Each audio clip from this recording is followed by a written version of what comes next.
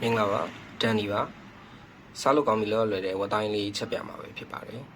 ပထမဆုံးအနေနဲ့ဈေးရောက်ဝယ်လာတဲ့ဝတ်သားကိုရေစေအောင်ဆေးပြီးတော့စားချုံမုတ်ငန်းပြရည်ပဲငန်းပြရည်အကြီးဂျာညူးတို့နဲ့နေထားလိုက်မှာဖြစ်ပါတယ်နေလို့ရလာတဲ့ဝတ်သားလေးကိုတော့ရေခဲတစ်တာထဲမှာခဏနှက်ထားလိုက်မယ်ဗျဝတ်သားလေးနှက်နေတဲ့အချိန်မှာစီတက်ဖို့အတွက်ကြက်သွန်နီနှလုံးကိုခွန်ခွာထားမှာပဲဖြစ်ပါတယ်ခွန်ခွာပြီးရင်တော့ပပလေးလှိမယ်ပေါ့ဗျာ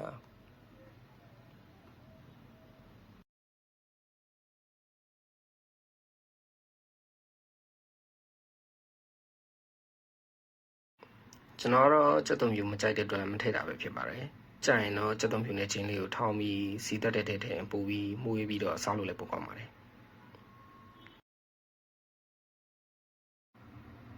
ဒါဆေးပြီးသားထဲဦးလေးကိုရေချောက်တော့ပူပေးထားတာပဲဖြစ်ပါတယ်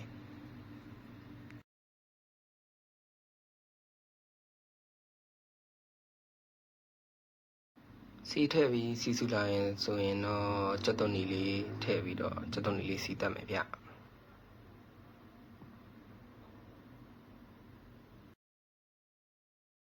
ကြက်သွန်လေးနွမ်းသွားရင်စွန်းမုံလေးထည့်မယ်မှုရမယ်ခင်ဗျာ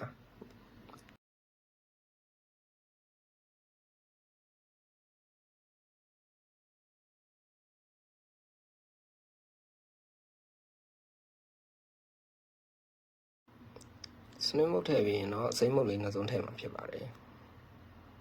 ကာလာလေးတောက်တောက်လေးဖြစ်သွားအောင်ပေါ့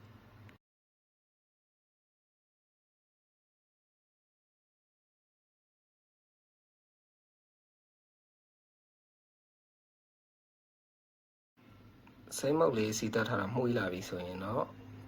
နေထားတဲ့ဝတ်သားလေးတွေကိုထည့်ပြီးလုံးမှာဖြစ်ပါတယ်လုံးတဲ့ချိန်မှာရေးကြီးဆုံးကရေချက်ပြောင်ပြီးခြောက်သွားအောင်ကျွန်တော်တို့အချိန်ကြာလေးထားဖို့တော့လိုတယ်ဗျဒါမှစားကောင်းပါဗျလုံးတဲ့ချိန်ကရေးကြီးဆုံးပဲဗျ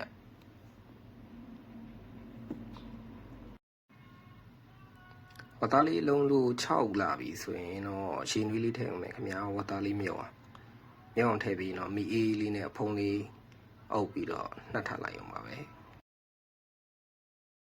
ခုဆိုရင်တော့လောရလွယ်ကူပြီးစားလို့ကောင်းတဲ့ဝတ်သားဟင်းလေးရပြီပဲဖြစ်ပါတယ်ဆုံးထိကြည့်ပဲလို့ကျေးဇူးပါ